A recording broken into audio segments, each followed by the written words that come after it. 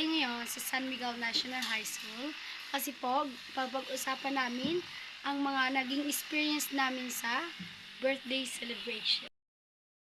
So, ayun nga guys, nandito po tayong pag-uusapan na namin ang naging karanasan ni Liza May nung nag-birthday siya.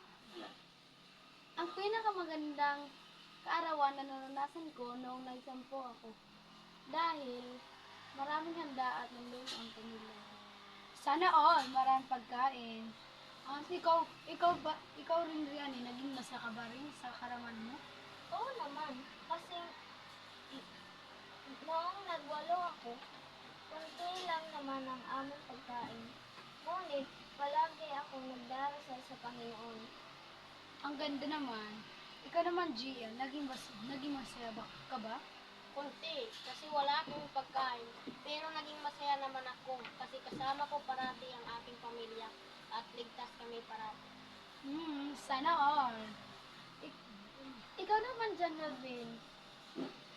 Masaya ka rin ba noong nag-birthday ka? Oo, kasi first time na mayroong akong handa at sasama ko ang aking pamilya. Ngunit wala doon ang aking ina, pero naging masaya pa rin ako. Ay, sana all. Napakaganda ko rin. Kaya dapat maging masaya kayo habang kasama pa ninyo ang iyong mga pamilya. At dyan nagtatapos ang ating vlog. Goodbye and God bless.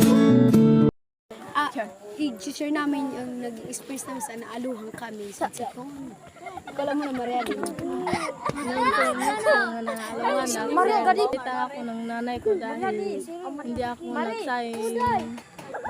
Dumating sila, gutom na, wala pa akong pagsaing. Ikaw naman, Arian.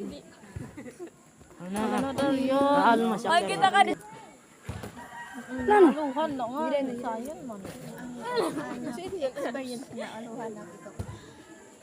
Ginis karakter nanay na ako nakmabarkada.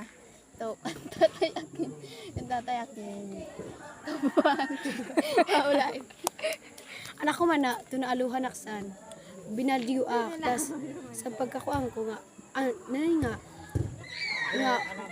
kulangan ako ko ang kwarta. Tas salma, natin nga, tigi ka na aking babano Tas sasan niya, hoy, ani mo ko no kuan.